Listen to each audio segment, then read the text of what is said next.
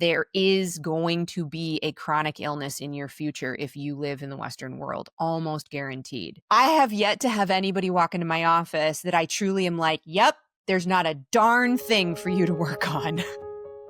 Welcome to Heal, a podcast about the real stories of what it takes to heal. I'm your host, Dr. Sarah Marshall, naturopathic physician, published author, and psychedelic integration guide. What does it really take to heal?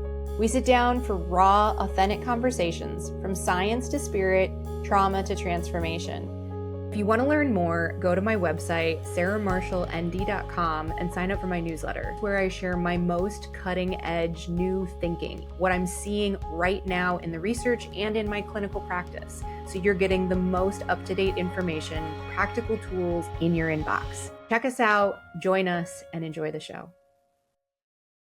Oh man. Welcome to Heal. Thank you, Zoe, for being here with me today. Thanks for having me. Yeah, this is going to be awesome. So last year, we started a little bit of a new format. People wanted to hear more from me and my perspective on health and healing. And so we call it Turning the Tables. And so we're turning the tables once again. And I'm going to talk about you while you're sitting here for a second, Zoe. Zoe reached out to me. She is a recent college graduate and is pursuing a career and doctorate in naturopathic medicine. And so she reached out, said, can we get together? What can you share? Can we connect? And we've met a couple times now, and the conversations are so rich. Your questions are amazing. And I was like, this would be an amazing podcast. Yeah. And so thank you so much for saying yes and being here. Yeah, I'm really excited because I have all these questions and there's not a lot of stuff out there to answer them, and a lot of people that have the time or even just the knowledge to talk to me about these kinds of questions. So I'm really excited to be able to ask them. Yeah. And that was kind of one of the things that kicked this whole thing off was we were at coffee and you asked me like, how do you know of all the information out there, what to trust or which direction to go in? And I was like, well, that's 20 years of experience in reading 150 books. But if you start with me, I'll point you in as many directions as I can. So we're going to just let you pick my brain and let the audience get the advantage of being a fly on the wall in our little coffee conversation. Yeah. Well, I guess my first kind of question, I see a lot between naturopathic medicine and functional medicine. And when I tell people, oh, I want to go into naturopathic medicine, and then they try to say things about functional medicine, I actually don't really know what the major difference is. Like, I really don't. So I was wondering if you had some thoughts on that. Yes, I sure do. And it's a great place to start. Like there's a lot of overlap. If we think about a Venn diagram and we've got circle, circle, circle, you have conventional allopathic medicine, naturopathic medicine, and functional medicine. And we could probably even add in another one, which is like ancestral indigenous knowledge medicine. And yeah, I would say all four of those would be the biggest categories.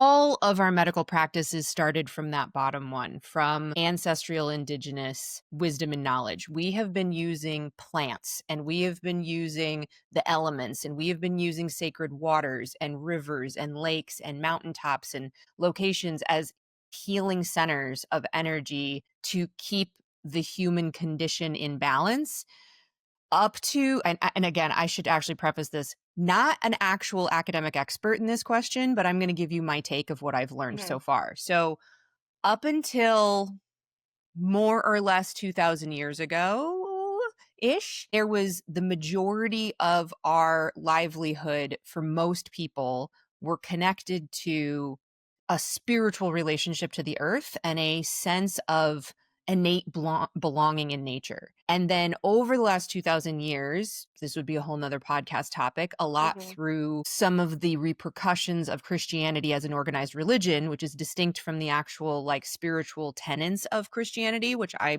align a lot with, like love thy neighbor and take care of the people around you and be a good, compassionate being. But the actual organization of the structure of religion, one of the things the church did was it started to kind of separate out the spiritual and emotional and energetic connection to the earth from this higher God deity. Now, why are we talking about this having to do with functional medicine?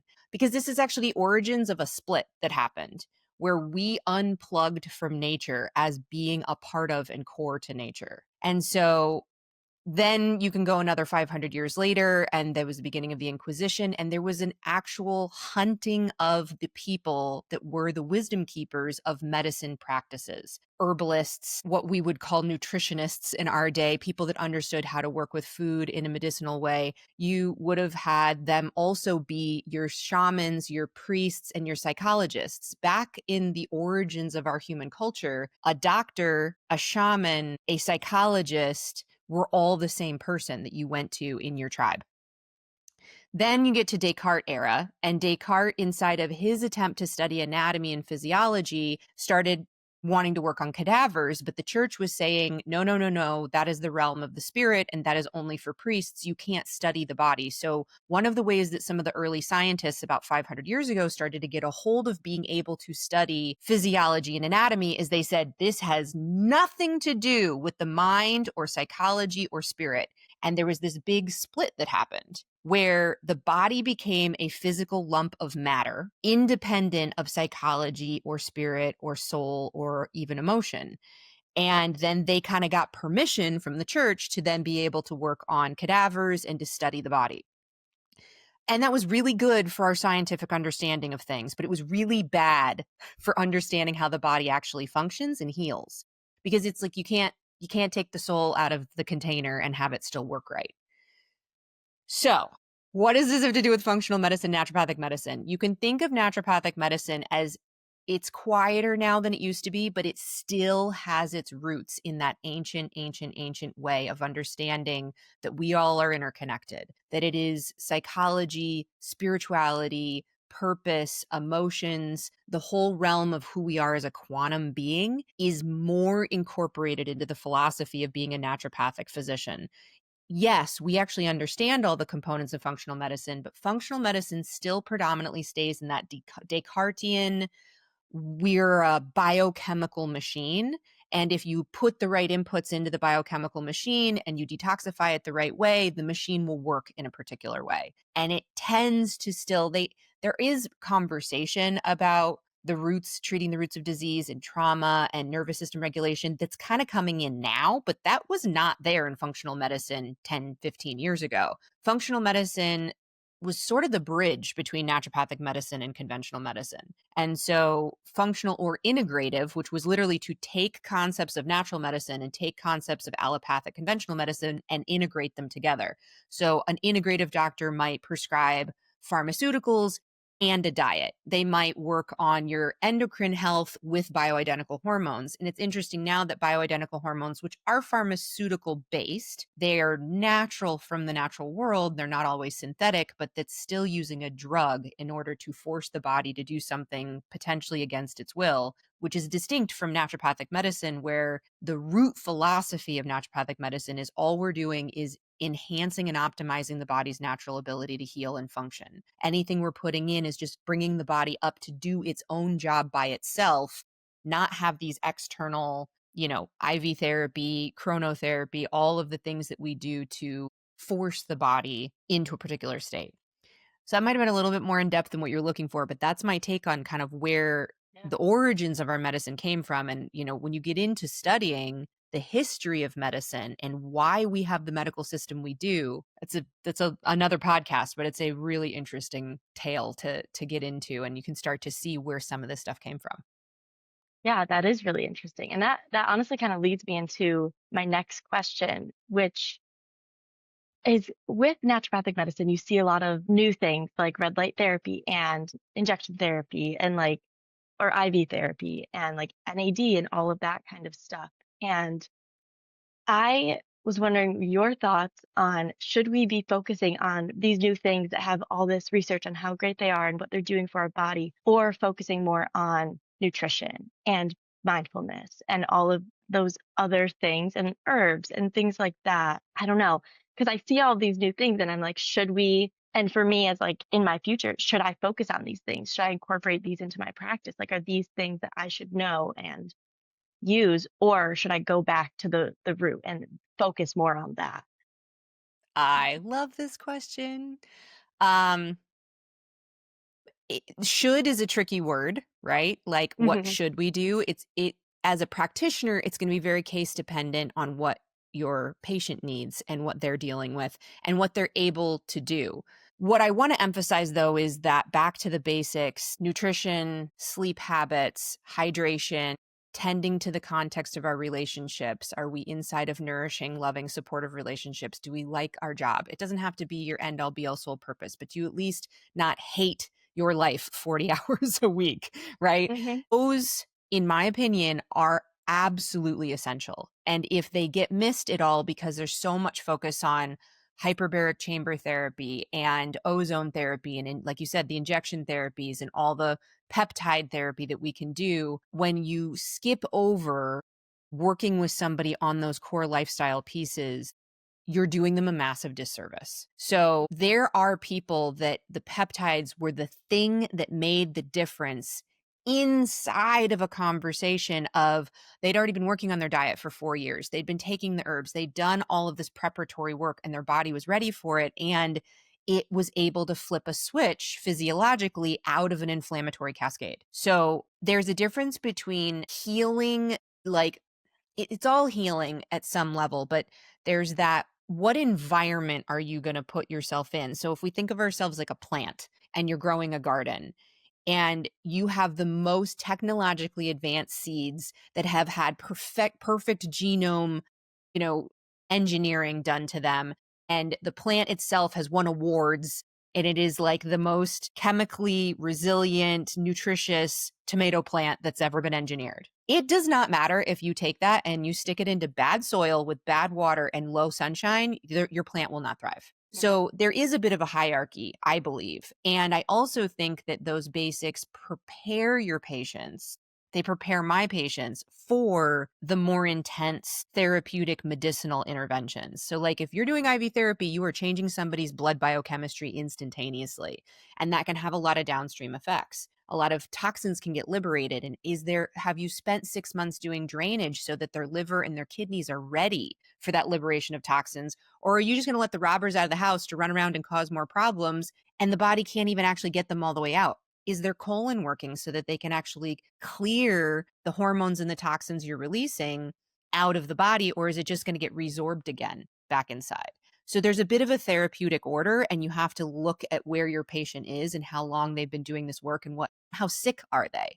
The good news is I truly believe you can get 80 and maybe even 100% of the way with the basics, especially if you deal with mind, emotion, psychology, spirituality, your context of life as a part of all of that, which is the last thing I'll say about this is what I find is a lot of docs skip over the lifestyle stuff because it's hard. Yeah. Because inside of our relationship to how we take care of ourselves and how we nourish ourselves and how we sleep is self-hatred and is a bunch of shame and is a bunch of old, deep childhood trauma and stories. It's a bunch of inherited conversations about our bodies and how we should look. And like, it's messy to change somebody's Hmm. diet. It's not just tell them what foods to eat. I mean, they might walk away and do it for 10 days or 30 days. But if you want somebody to actually change the way that they're eating every day of their life for the rest of their life, you cannot do that without getting into their psychological challenges and what's going on inside their mind, because our relationship to food is very much our relationship to ourselves. How much are we willing to love ourselves? How much are we willing to nourish ourselves? So I think that's part of why that also often gets kind of rushed, because it's time consuming and it takes a lot of patience. And it maybe is something that you as a physician don't do, but you know it's needed. So you hire people to support that. Yeah. Yeah, that makes a lot of sense. And I've talked with friends about how food really is so psychological, and just that whole that whole realm of eating and nourishing our bodies. And I've seen like the how people can go on diets and be super good for a short amount of time, but Yeah. yeah, making a lifestyle change is not so easy. Mm-mm. Um, but that's what's important. That's what actually makes a difference and helps you heal. Yeah. That is healing. Yeah, exactly. Yeah. And along with that, along with those other therapies and red light therapy, all those we were talking about, if someone is feeling healthy, they don't have a chronic illness, they don't have, like, they feel pretty good, their diet's good, their lifestyle, they are these things that would enhance their life even more in a way that they don't realize, or is that not necessary for someone who has a good diet, is active, outside, good sleep, all of that? I think this is where we got to deal with the modern world we live in. None of us are free of forever chemicals, Mm. microplastics, endocrine disruptors. There's just I didn't I should actually find this for the show notes, but there was a recent article that I read about how we've pretty much identified that everyone in the United States has lead poisoning to some degree because of just general. And so lots of people, when I say heavy metals, they're like, well, I don't know when I would have gotten exposed. I'm like, you are alive in the United States between 1970 and today, you've been exposed. So the interesting thing is we live in a time now where almost nobody just dies of old age. There is going to be a chronic illness in your future if you live in the Western world, almost guaranteed. Some form of heart disease, some form of blood sugar dysregulation, some form of toxicity. Now, Parkinson's, dementia, the nervous system, issues are on the rise, which is showing even deeper levels of toxicity that we've been accumulating throughout our whole lives. So when I take somebody who comes into my office and they're like, doc, I just want to optimize. I exercise routinely. I've been paying attention to my food for 30 years. I even have meditation practice. I work on myself a lot. The first thing is, and you as a future doctor, I have yet to have anybody walk into my office that I truly am like, yep, there's not a darn thing for you to work on. There's always Right. symptoms. I mean, and it's not a problem that we have symptoms, but like there just always are. It might be gut Hmm. bloating, it might be some insomnia, it might be things that we culturally think of as not a big deal. But if you Hmm. have short sleep for 35 years, that's a lot of cellular regeneration and repair that got missed every single night for 35 years. If people are sleeping 6.5 hours of sleep instead of 7.5 hours of sleep, that actually adds up to aging our cells faster. So part of it is starting to discern when you listen to people that like, you don't want to invalidate them. I'm always like, yeah, totally, you're doing great. And for sure, there's Hmm. no disease, there's no diagnosis. Also, we have a few things we could work on. So Right. I do think that the basics are true for everyone. And also, Hmm. every decade of our life, our body is changing. What my body needed in my 20s and what my body needed in my 30s and now in my 40s has evolved. My diet has evolved. My sleep habits have evolved. My exercise habits have evolved. And so, as like good car maintenance, your brand new car off the lot, you only have to think about certain things. And then at 50,000 miles, you get new tires. And then at 100,000 miles, you might need to start paying more attention to different things that you would when the car was new. I kind of love hate that car analogy because I don't want to make us machines again, but it Right. is something to notice where like it's missing from our cultural education of like, Hmm. what does it mean to just optimize your health in your 30s and your 40s and your 50s as just a matter of course? Other cultures have that a bit more baked in. And it's something that Hmm. they're very aware of how to kind of continually maintain your health through the aging process. We use a lot of things like adaptogenic herbs that are very good for helping with fatigue. They get used now in our 30s and our 40s, whereas in Chinese medicine, like ginseng and ashwagandha and rhodiola, those were herbs for our wisdom years to wait and need them when your body naturally starts declining in that kind of hormonal and nutritional way. But now in modern culture, those degenerations are happening younger and younger and younger because the amount of toxicity we have in our food, in our water, in our air, in our environments, in our cars, our furniture off gases formaldehyde and our walls off gas VOCs, and now have microplastics within the food that we're eating because the food chain's been so impacted by it. So there's a level of like, if we lived in a different clean environment, we probably wouldn't be having this conversation at all. Right. Yeah, and that reminds me of, I think I heard this from you, what is common versus what is normal. Yes. And like that really stuck with me because as I see my parents age too and like different health things come up, I think, oh, well, everybody that's normal, that's but it's not. It's common and our society as a whole is suffering, but this Yeah. isn't normal. This isn't what's supposed to be happening. Yeah. And it is because of our environment and what we decide to put into our bodies and surround ourselves with that this stuff is now common. Hmm. Yeah. And especially with the toxicity, this is something that I've been seeing more and more of through social media, through other platforms. But I I also see a lot, and when it is through social media, I wonder, is this true? Like, should I be getting rid of all these pots and pans and buying a whole new set of non-toxic, or never lighting a candle again and getting rid of perfume. And I have started to do some of this stuff just because it genuinely scares me, because of the toxicity and what they say about hormone disruptors and all of that. Are these switches that are can be made, is that do they make a big enough impact to for it to be worth it, I guess? This is a Because, really like, good there's so question. much Yeah. Right. toxicity. Yeah. And it's like how do we even, make a dent in it? And are we Yeah. making a dent in it? Um on one hand, we could be really pessimistic and say this is like us spitting in the ocean and trying to change the tides. Mhm. But is it worth it? I do live as clean as I can. I don't have to take it all the way to the level of EMF control and every single, sheet and blanket is organic or, like I have not gone that far in my life, but there's a Mhm. lot of places like I almost never burn any candles at all that aren't like a natural beeswax or soy based, some of the soy ones. Most of that was just my own body talking to me though. Like I can't do the fragrances. If it is a fake smell, I mean, I just can't. Like my body just nope, don't like it at all. And so there's an element of the more you detoxify your body in those like macro ways, like changing your diet, getting enough sleep, drinking enough water, working on actual detoxification pathways of your gut microbiome and your liver and like doing that work, you will become more sensitive to the things that don't work for you. And this is the same in the emotional realm, is the more that we tune in and we let ourselves feel our feelings fully, that we get better at using our bodies. This is an amazing sensory system that will tell us that is good for you, that is bad for you.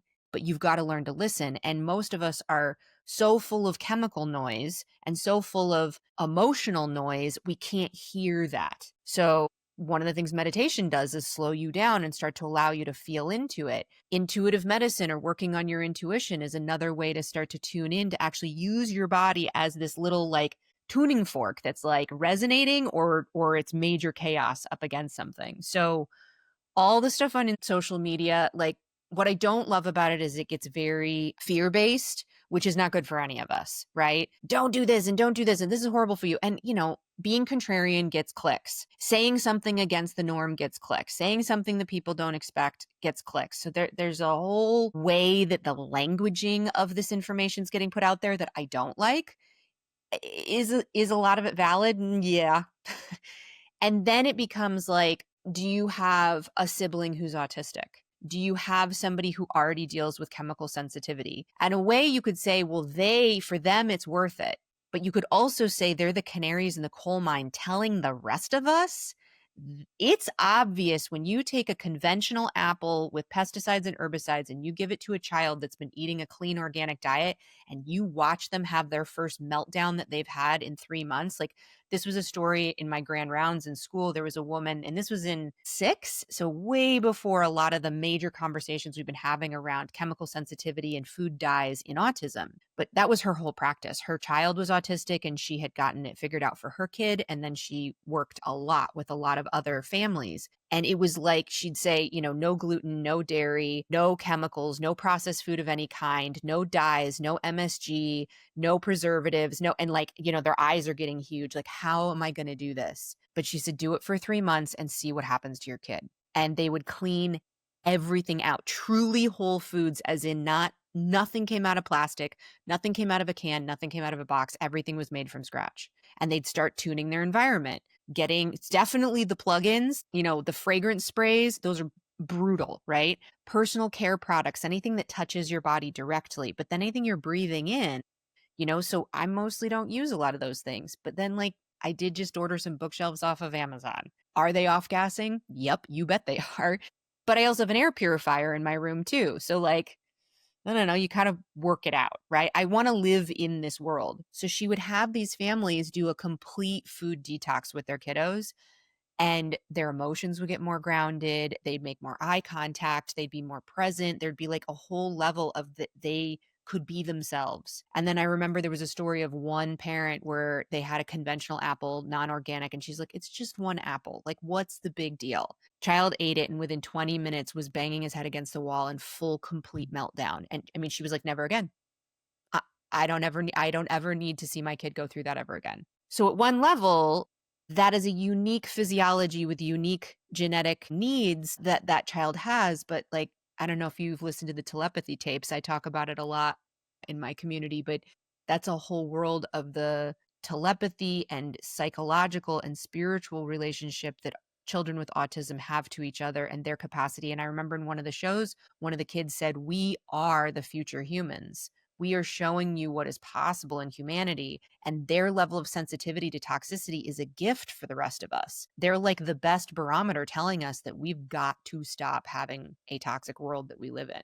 So it's, you got to be sane. You got to like take it one step at a time. And, it's tough to say what's more important than another, but if it's going in your body, that's the first place to start. If it's going on your body, that would be the next place to start. And then from there, you can say, I'm going to pick and choose my battles, right? What can I control? What can't I? And you kind of just keep working through off of that. That is so interesting. I I worked with before I thought I wanted to be or before I even knew what naturopathic medicine was, I wanted to work with kids with autism, and that was kind of my whole life. Mm. And for 2 summers, I spent time at this camp for kids specifically with autism. And thinking back, and we were feeding them marshmallows and just goldfish and the toxic environment we had them in, and just thinking about what could have been possible for those kids had we had a non-toxic environment with less chemicals. And just even if I knew that or everyone around us knew that, because that wasn't even a thought at the time. So yeah, that's just really interesting stuff that I wish more people knew. And even just the stuff with perfume and candles, I've been kind of saying that about the toxicity. I've been a little like yapper to my family about this, and they're like, "Oh, it's not that bad." Like they love their candles, and like you were saying, I don't like the smells anymore because I've stopped. And I didn't know if it was in my head because I knew it was toxic or if it was actually I didn't like the smells. But like it is so true that happens. And it must be my body talking to me and picking up that once I've stopped, it feels the toxicity, I guess. Yeah. Yeah, definitely. Definitely. Yeah. Um On the topic of nutrition, also, I have so many questions about nutrition. But to start, I guess there's a lot of diets out there, whether it's keto, paleo, vegetarian, everything. And half my family, 3 of the 6 of us are vegetarian. I'm not, but I I struggle because I worry about my family's health and wellness all the time. And so I've heard so many sides of we shouldn't eat meat and bad for the environment, bad for us as people. We shouldn't eat like meat should be totally no meat. And then other sides of the carnivore diet and stuff like that. And I just is there one diet that overall is the best for our bodies, for our digestion, for our health? No, but maybe.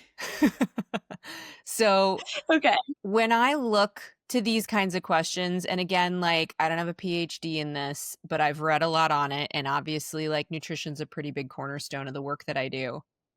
Mhm. For me, this is a naturopathic principle in general, is like look to nature, the healing power of nature. Vis meditrix naturae is the Latin for the healing power of nature.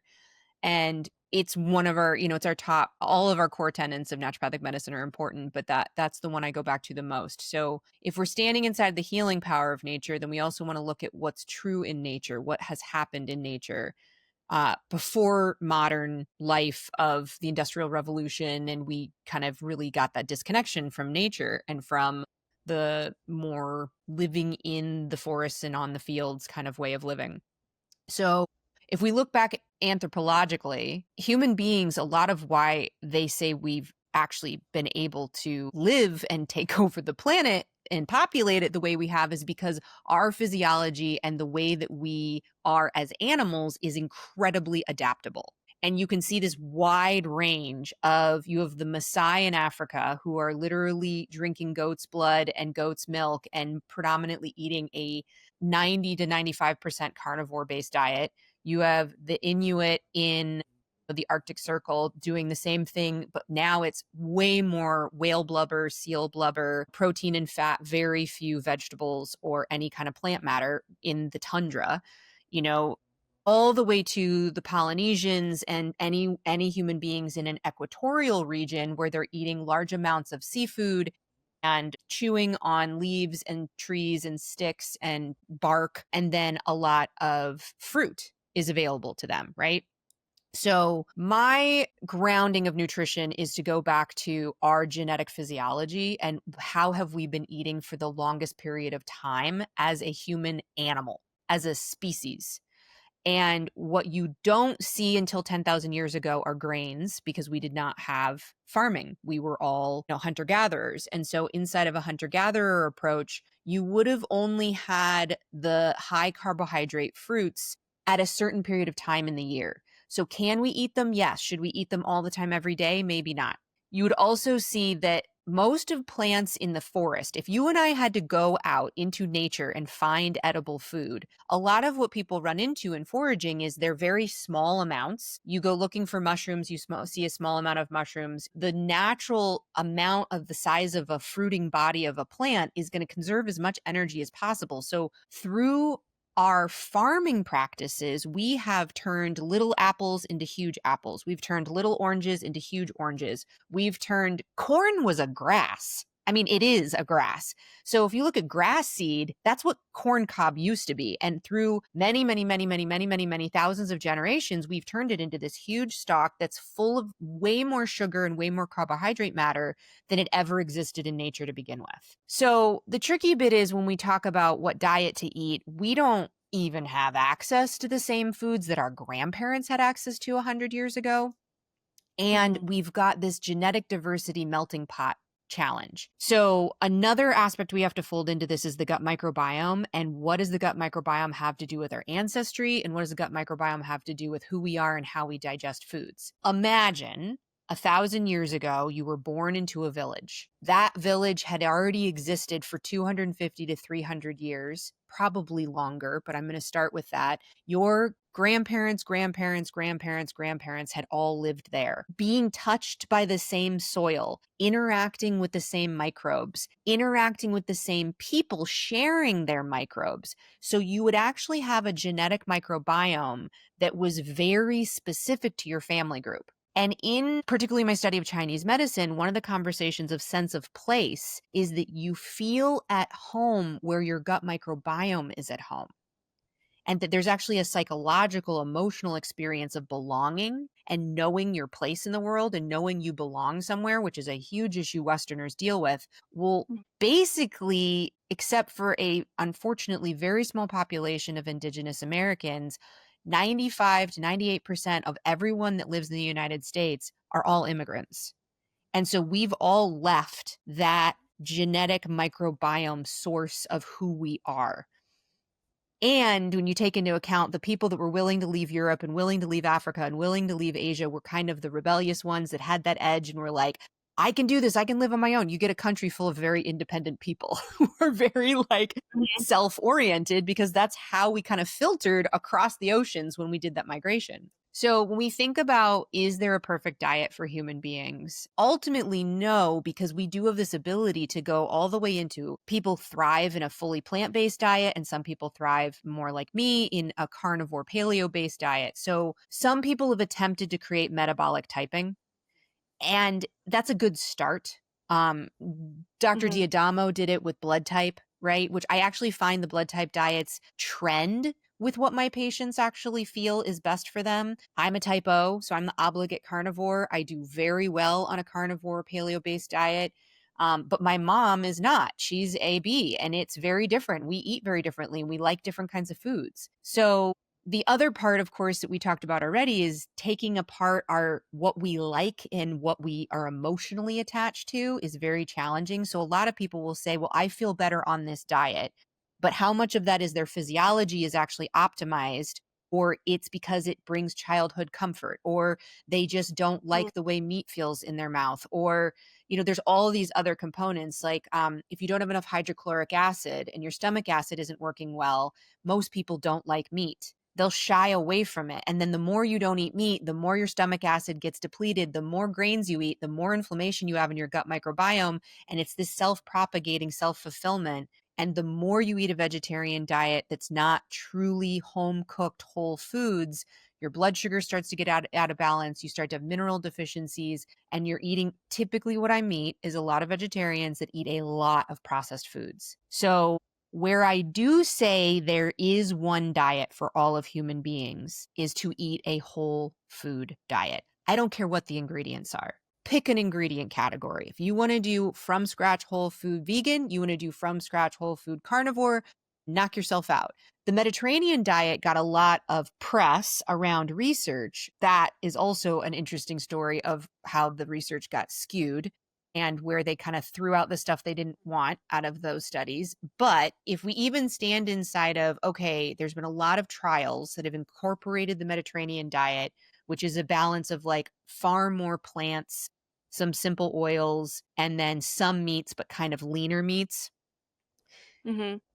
What you really deal with, though, is that the Mediterranean diet makes you eat a whole foods based diet. So how Mm. important, like a lot of the results that are being gotten from the research is the results because the actual macros and micronutrients of that diet stack up a certain way that human beings need? Or are most of the results because you got people off of the chips, the popcorn, the fast food, the soda, that is where I start with everybody. So if I'm going to say there is an answer to what diet is for everyone, it's off processed foods, off processed foods, off processed foods, off processed foods. Shake the hand of your farmer, know where your food comes from, grow some of your own. I truly believe that if you love your tomatoes, they're going to be better for you and have more nutrition in them. And in the same Mm-hmm. respect, if you're going to eat processed food, I got an ice cream habit. I'm okay with that. I don't sit there and tell myself this is bad for me and it's going to do problems for me. I'm like, yeah, we're going for it. This is me letting my inner child have a great night. And by working on the Mm-hmm. mental belief side of it, that it's not a poison or a toxin for me, I think that's another thing we can work with around it. But where somebody ends up in what diet, for me with my clients, has a lot to do with what their goals are. And, are we dealing with hormone imbalance? Are we dealing with autoimmune disease? Are we dealing with Parkinson's or dementia? I'm going to use diet more as a medicine. And there are therapeutic applications of diet that is different from what should the whole planet be eating in order to have a healthy life. Okay, yeah, I like that answer.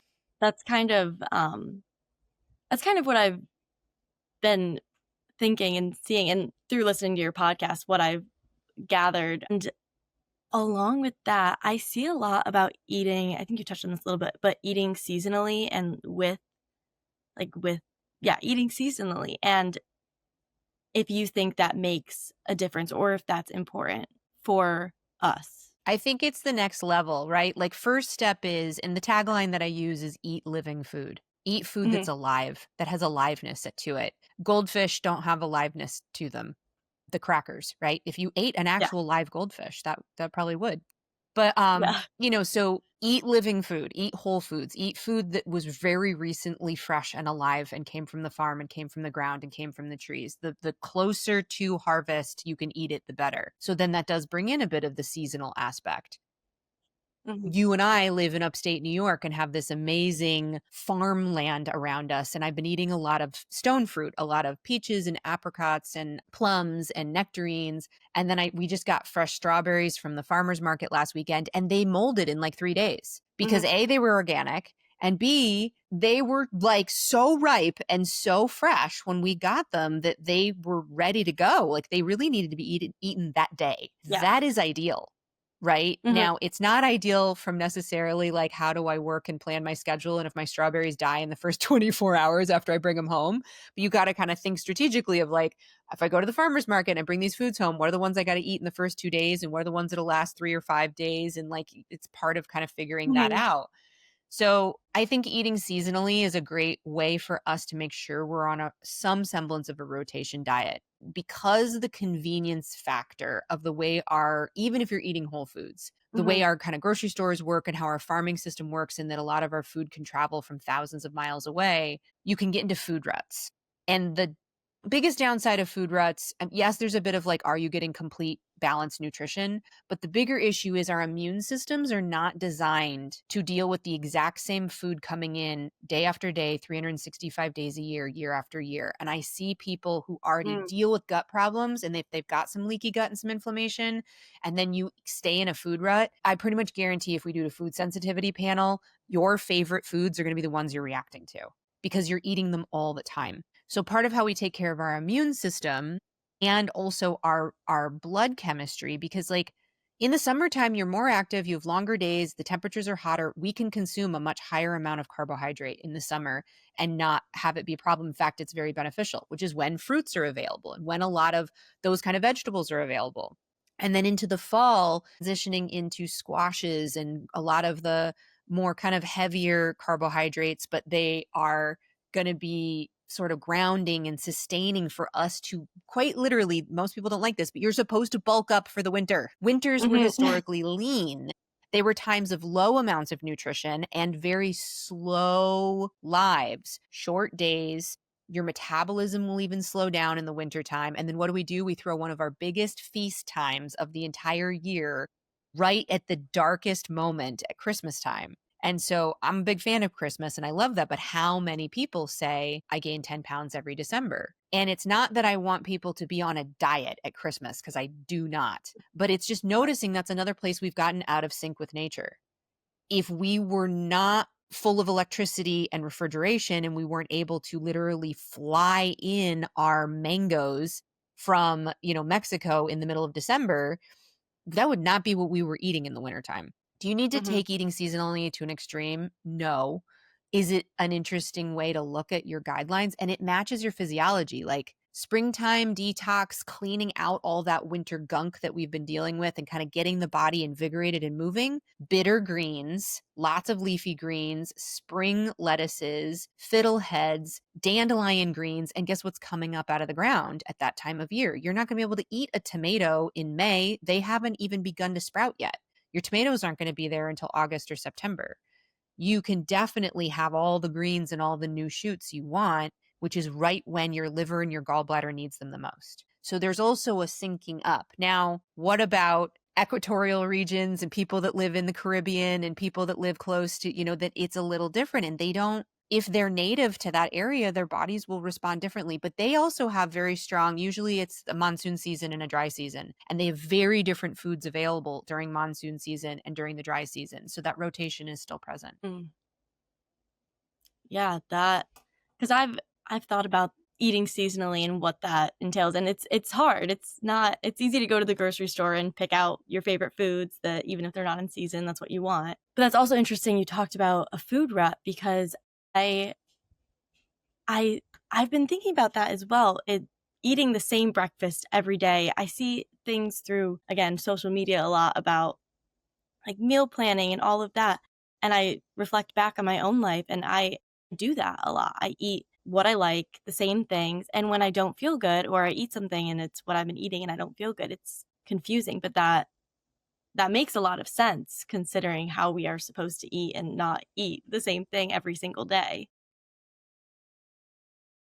One And little tidbit to another put in there too is oh yeah. that the average lifespan of a white blood cell, which is what holds your immune system, is about 120 days. So 3 months. So if you change your diet about every 3 months, which is just more or less on the seasons, you're just refreshing your immune system and you're allowing it to kind of clean and clear out from whatever foods you were exposing it to before, and Mm, strengthen your gut microbiome and take care of leaky gut, take care of the gut as a whole, and you won't have as many issues with those kinds of immune system reactions. So there's a little bit of depending on where you are in that process. But all right, keep mhm. going. Well, actually, you talk about leaky gut. I've heard this term a bunch, but I actually don't really know what it means. But through what I've seen, it feels like a lot of society is dealing with leaky gut. Probably And almost all of us.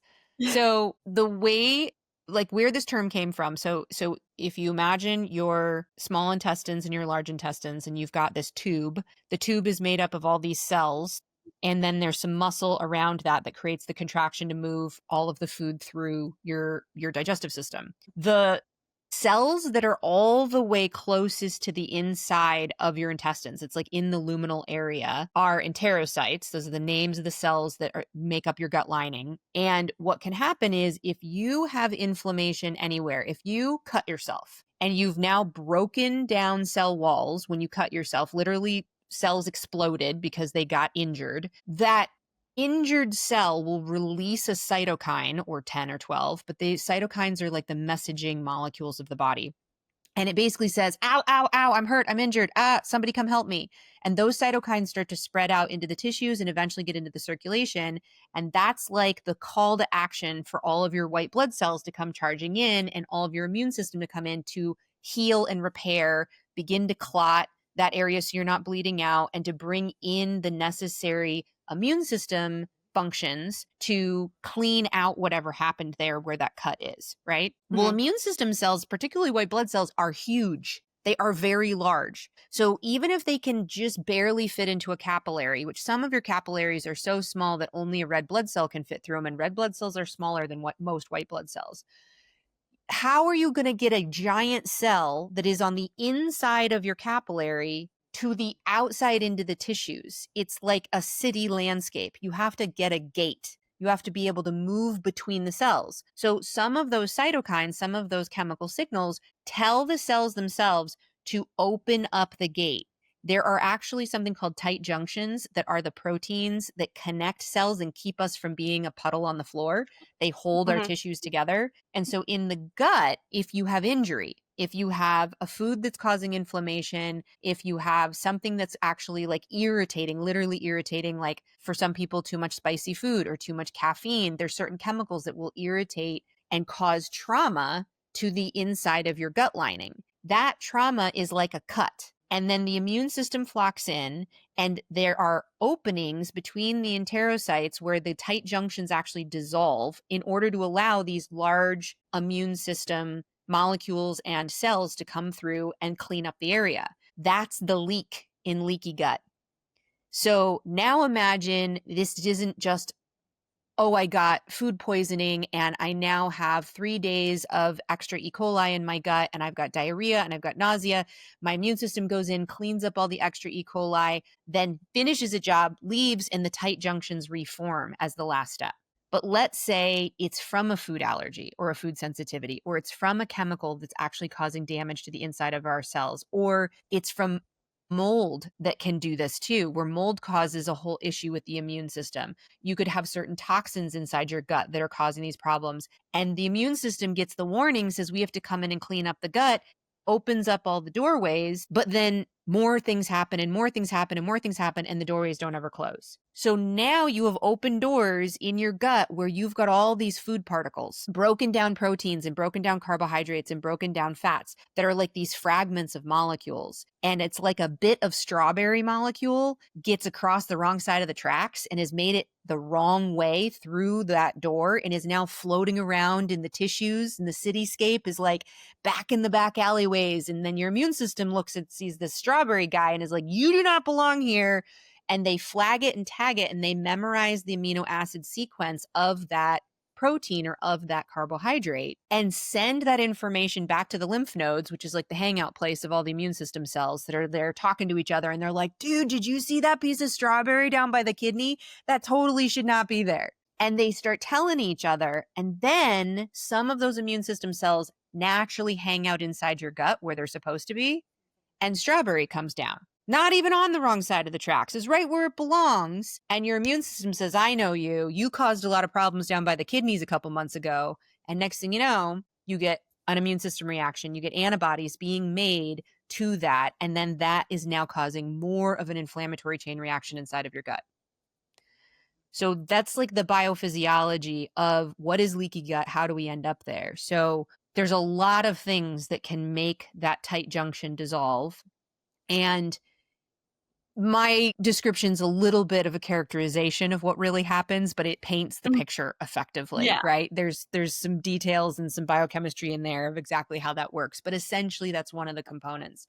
And so when we remove food sensitivities for a period of time, like 120 days, the length of our immune system cells, 90 to 120 days, that allows all of those, cops and robbers to start to calm the system down. And the immune system is now kind of forgetting about some of those foods and not making as many antibodies to them. And you can retrain the immune system to not respond to certain foods over time. It won't hold on to those memories forever. So then we have to actually do the repair to the gut lining itself to actually Mhm. allow the cells to rebond and connect. And then you might have to look for, is there candida infection? Is there mold toxicity? Is there microbiome imbalances where there's not the right lactobacillus and bifidus, that are there present in the gut microbiome in order to keep all of that healthy enough? So I also think leaky gut's a little bit of an imprecise term. We use it, it paints a good picture. It's, like I said, not Mhm. exactly what is really going on, because the other component is you have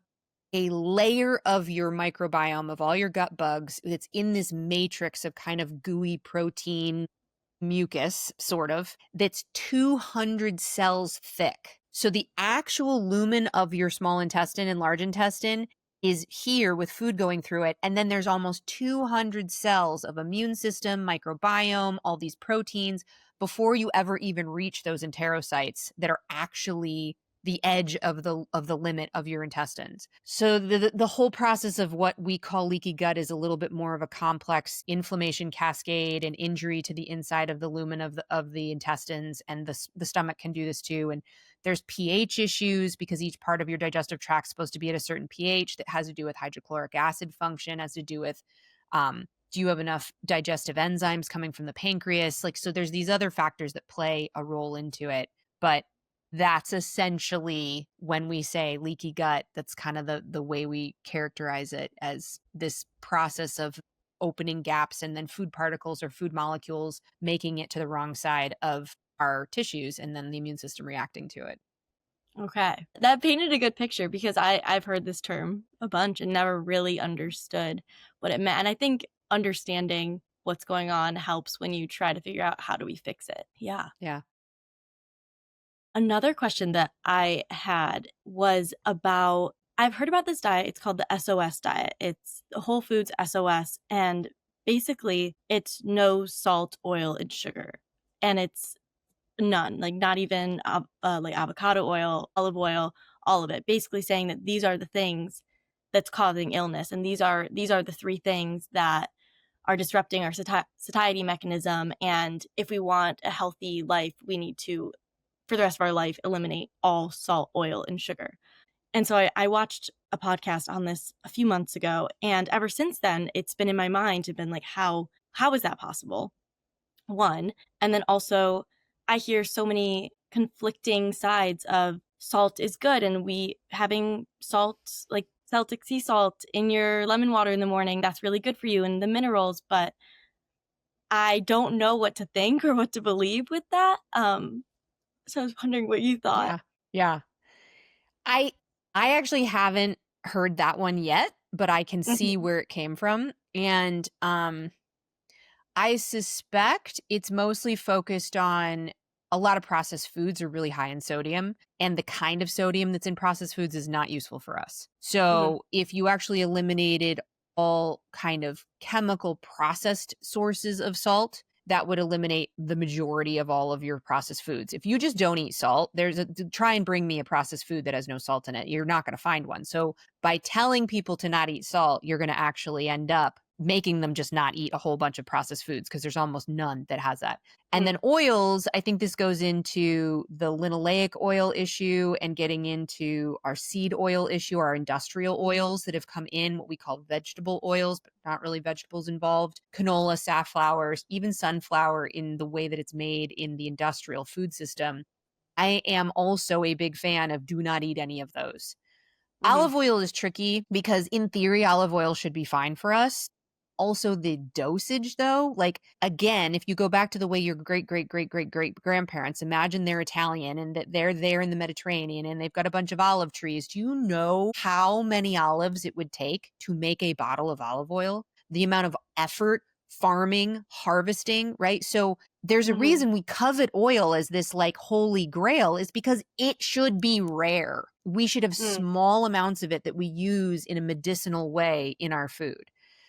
And the other problem is the majority of the olive oil industry is corrupt. It's not olive oil that's in your olive oil jars. So really fine chefs know this. They can tell Mhm. literally how an oil pours, its viscosity, the way it looks. They can tell if it's pure olive oil or if it's been adulterated. And Mm. a lot of these industry, that have gotten so popular and they've become a popular food, they get flooded. And depending on the regulatory system of where the original food was made in that country, there is likely not nearly as much olive oil in your olive oil as you think. And there's other oils that are cutting it. The same thing happens in the honey industry. At some point, there was a crackdown where they realized that there were more barrels of honey on the planet than there were bees that could physiologically produce that much honey. So they knew the honey was being cut. And there was a lot of honey coming out of some particular countries that was actually just they were adding things to it. And so there is literally part of the United States Food and Drug Administration is at the border, they will test barrels of certain imported foods to make sure that they are what they are. But even to the degree of that, a lot of it is not pure and perfect. So where I go is eat animal fats from Mhm. healthy animals. And I also wouldn't say eat processed sodium, but it's not the salt that is the issue. And that's the part that drives me a bit crazy. But there Mhm. is industrialized processed salt that isn't very good for our bodies. Like your standard white table salt that's cheap and that you can buy everywhere isn't the very healthiest salt for us. But we have had sea salt in our diets and our soils had more natural salt in them before we ruined the topsoil. And because we were literally living on seabeds, this most of our farmland were old seabeds. And so all of those nutrients, all the iodine and all of the molybdenum and the like there were so many micronutrients that were in our soils. And you can get some of those micronutrients from the right kinds of salt. Now, I'm also aware, thank you, social media, that a lot of Himalayan sea salt isn't actually from the Himalayas, it's from Pakistan. And there have been a lot of testing on heavy metals in our sea salt, and that is an issue. And this is a bit of what we talked about earlier of like, oh my God, like all the candles are gone, all the fragrances are gone, all the perfumes are gone. Now even all the salt has heavy metals in it. And it's again, pick and choose your battles. Mhm. I will pick grocery store sea salt. I'm now about to make a change where I've done some research to find what other people have said is tested. I haven't gone into great lengths to actually test and do all the research for myself of exactly which salt is the cleanest and purest and has the highest micronutrients like trace minerals. But I am considering now it's worth it to me the way my diet is that I'm going to make a swap and not even buy standard sea salt, but go find Mhm. fancy salt. I had a guest Yeah. on the podcast maybe 4 years ago, and she actually sells a healthy salt on her website that is from her research and her experience, the highest nutrient content, most high quality, least toxicity that she had found on the market. And then she was, repurposing that. I haven't gone that far yet, but I do think, that's part of it. And then sugar. Yeah, I can't agree more. I don't even need to say much about that. Is Yeah. any processed sugars, any standardized sugar. Now, I do eat local honey and I do eat fruit and I will eat maple syrup because I'm a Northeasterner. And I do believe that, Mhm. when you get those sugars from nature. So when I'm making a salad dressing, when I'm making, any of my Asian sauces, and that's another thing is I make all my salad dressings and sauces from Mhm. scratch. They're actually not that hard to make. They're pretty quick. And so that just means you're going to have control over what oils you're putting in things and what kinds of sweeteners and what kinds of salt. So it's my salt that I chose, it's my maple syrup, and it's my oils that I've chosen to put the money into.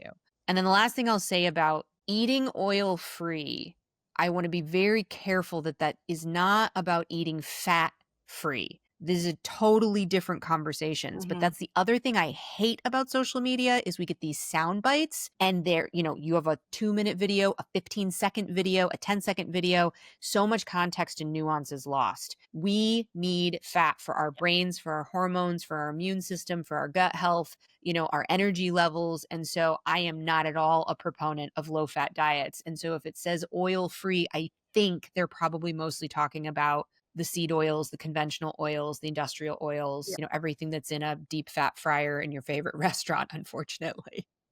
Yeah, exactly. I think I listened to the podcast about the salt, and that's when I was recently after I listened to the other one about the SOS diet, and I was like, so salt's good, but we shouldn't have salt. And so this helped to clear all of that confusion up for me. Yeah. And then the last thing I want to say about that, and then as much as I want to talk to you forever, we should wrap this up here pretty soon. Yeah. Is the other thing that we have a very strong misunderstanding about, and this probably should be its own podcast, is salt and hypertension, high blood pressure. Mm-hmm. In all the research that I've done, and my understanding is that less than 5% of hypertension patients are salt sensitive. And it's typically when there's some sort of kidney disease or kidney dysfunction. The kidneys aren't able to process the salt properly because there's already been long-term damage and disease. And in that case, yeah, they need to literally eat a low sodium diet. Do all of us need to eat a low sodium diet? No. I put sea salt in all of my water every day, or I use certain kinds of electrolyte mixes, but I don't like to add stevia or alcohol sugar, and it's hard to find ones that don't have anything in them at all. But I mostly do fresh lemon and lime juice first thing in the morning with a couple really good shakes of my sea salt. And then I'll drink at least another 32 ounces of that same thing. And I put sea salt on all my meat and all my foods, and I eat it pretty regularly. So you actually find that people are more hydrated. Their bodies absorb water better when the sodium is present. And we're able to get the water into the cells. If you're just peeing water the minute you drink it, and you feel like it just runs right through you, A, there's adrenal issues in the background, and B, that's likely has to do with sodium control, which is the adrenals will make it difficult for you to control your sodium. So the more you increase natural salts in your water, the more you'll actually be hydrated, and you don't have to drink a gallon of water a day. You can drink 55 to 75 ounces if it's salted correctly, and your body will utilize that much better than if you're just drinking pure water without it. Yeah. Okay, now you get your last question. Okay. Well, there's so many questions I have. One. I know. And then part 2 is Zoe, and part 3 was Zoe, and part 4 was Zoe. This one, it kind of makes sense to go along with like diet nutrition, but I was wondering your take on alcohol. Is there a place for alcohol whatsoever in a healthy diet, or is it just completely disrupting all progress you've ever made towards living healthy? So I love this question. It's actually one I haven't really addressed. I don't think we've talked about alcohol specifically. Pretty much now, hands down, the research is debunked the whole 2 glasses of red wine a day for heart health. Like alcohol is a liver toxin. There's no way around it. Alcohol also suppresses estrogen and testosterone. Alcohol will mess up your gut microbiome. So across the board, you're going to have impacts. And there's also a medicinal aspect to alcohol.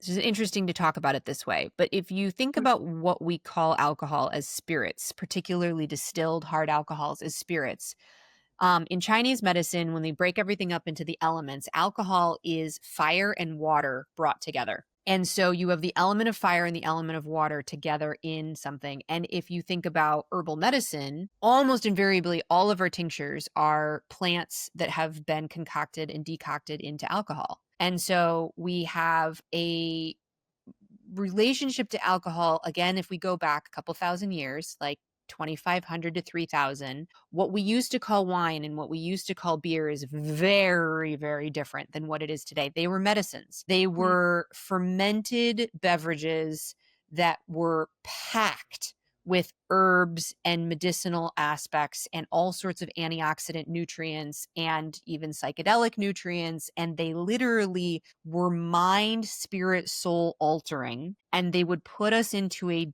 altered state of spiritual enlightenment or openness or healing or being able to connect with the other worlds. And there was the veil was very thin, right?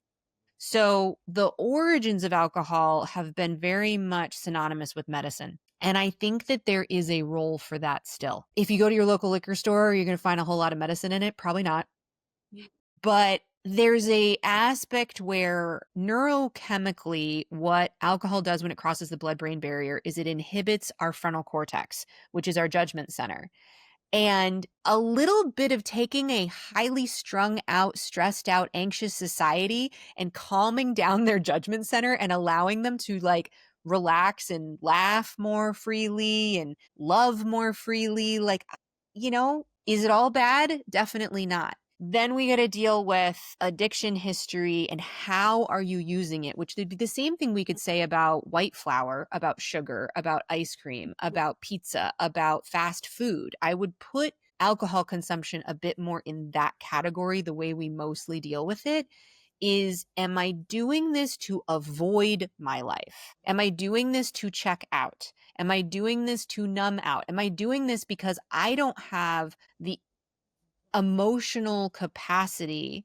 I haven't built the tools to manage my emotions in such a way that I could do this without alcohol. What is the alcohol serving? Why do I want to drink? And I mean, our culture, like, it's really interesting because, like, in the 1960s, 40% or 48% of all Americans were smokers, and you would see people smoking everywhere, and they would be in train stations and airplanes and at the office and all of that. And then the movies that we made, everyone was smoking. They all had cigarettes in their hands. Well, now the movies and television show, nobody's got a cigarette in their hand, very rarely. And we don't see smoking out in the world. Just watch any show for a couple hours, the amount of alcohol that gets consumed and the training that we're getting culturally of something bad happened, I need a drink. Something good happened, I need a drink. I'm stressed, I need a drink. I got home from work, I need a drink. Like, I can drink in the morning if I'm upset enough. I can drink. I mean, it is the alcohol prevalence in our media shocks me a bit. And that makes it very, very normal. I've actually gone into the medicine stacks, research to say, okay, how much alcohol is healthy? I don't think you can say any alcohol is healthy. How much alcohol is detrimental? That also brings in a lot of fundamental differences between each person and how are they using it? Why are they using it? Again, is it got the stickiness of addiction and avoidance and emotional management of something that we're avoiding dealing with in other ways, or we're avoiding feeling in other ways? I've taken apart my relationship to alcohol pretty extensively over the last 6 or 7 years. And what's come up for me is one of the big things I saw is I would want to drink more when I'm in social situations I don't like. Or if I'm in a social situation that isn't inherently fun for me, whatever everyone else is doing is not something I'm interested in. Well, I know how to make it more fun. And so what I started to see for myself is that alcohol was fake joy. And what was missing from my life was cultivating authentic joy. And that's what I've been going after more. And I actually just spent about a year and a half. I think I had less than 10 drinks in a year and a half, maybe even less than that. It was almost 2 years. And it was really good for me to completely stop drinking and just to deal with those social situations, deal with myself at the end of the day and not automatically reflexively go to a glass of wine to relax and chill out. But I noticed I did still need something to transition myself after work, or I needed some other practices to help me have a ritual of shifting my mindset from being deep in work or being in a more stressful intellectual environment into a home environment, connecting with others. And, again, this could be a whole nother podcast. For me personally, it's come from a lot of my shamanic work and my plant medicine work that I have these other practices and other tools. I work with rape, which is an Amazonian tobacco snuff. And I work with mapacho, where you don't inhale it, but you're smoking an Amazonian tobacco pipe product. And it's really interesting that I've never had tobacco in my life, but through a lot of the shamanic work, that's now part of my daily rituals, and meditation is part of it. Exercise could be that, taking the dog out for a walk, some kind of visualization, or working with one of your podcast gurus that's going to like walk you through breathing exercises, right? Like all of these things that we could do to create that same shift in our emotional state, I think is really important. But if it's just that it's so socially acceptable that it's always alcohol. We got to question, where is that coming from? But then, Mhm. like, you know, I go to a festival or I go out with friends to an amazing dinner, and like I have been incorporating alcohol back into my life some. I'm listening. Mhm. Typically in our 40s, we start to notice that our liver is not as tolerant as it used to be. The hangovers come quicker and faster. The dehydration comes quicker and faster. And for me personally, I notice it can have a really big impact on my mood the next couple of days. And that's part of the deal breaker for me at this point. Like, I Right. just have not been interested in the blood sugar issues that come with alcohol and the mood alteration that comes with it. It might have been fun the night before or kind of relaxing, but then the next 2 to 3 days, I'm dealing with an emotional volatility and ungroundedness that doesn't feel good in my body. So I believe it's case by case. And I think that in general, we should look at it the same way we look at a soda habit or a fast food habit or any of those kind of foods that don't really provide nutrition for us. But I'm a big fan of balance and living a celebratory, fun, joyful, connected, loving, intimate life. And Mhm. alcohol has a place. Mushrooms have a Yeah. place. Marijuana can have a place inside of that. But we've gotten addicted to our phones. We've gotten addicted to our work. We've gotten addicted to being busy. We've gotten addicted to, I mean, like, just addiction itself is sort of more the issue at hand than the substances we choose to work with. Yeah. And if we deal with those roots, why are we disassociating? Why are we disconnecting? What is having us not be able to emotionally process what's going on in our lives today? That's the bigger source than did you have 3 or 10 drinks this week, you know? And I think that's the more important place to look. Yeah. Yeah, I completely agree, and that was a lot of great information. This has been amazing. I mean, obviously a million more questions I could ask you, but this was a great start. And I love talking to Yeah, you. Every time I sit here, my eyes are just wide open and I love learning it's from so you because you fun. have so much. And Yeah. I just appreciate your interest, your leadership. I mean, heck, you just reached out to me and was like, "Hey, I'm going to naturopathic school. I want to learn from you. Can we talk?" Like, it's so awesome, and I very much look forward to having you as a fellow colleague and physician in a few years when you get through school, and Mhm. have absolutely no doubt that you are going to bring a lot of light and a lot of joy and a lot of healing into people's worlds. So, thanks for taking up the cause and being a part of it. Thank you for supporting my journey. Absolutely. Well, Heal audience, this is a wrap for today. And until we get to do it again, thanks so much, Zoe. And yeah, we'll be in touch. Yeah. Thank you. Thank you for being here. This conversation is your invitation to remember that healing can be messy, hard work, and also beautiful. Stay connected. Join my newsletter at sarahmarshallnd.com or through the link in the show notes. Until next time, keep asking the questions that matter, and you will find your own path to healing. And of course, a special thanks to my extraordinary and generous guests, my producer, Joshua Watherston, video editing by Nellie Dawson, artistic graphical design by Amy Pruitt, and music by Roddy Nickport. And as always, thank you for being here.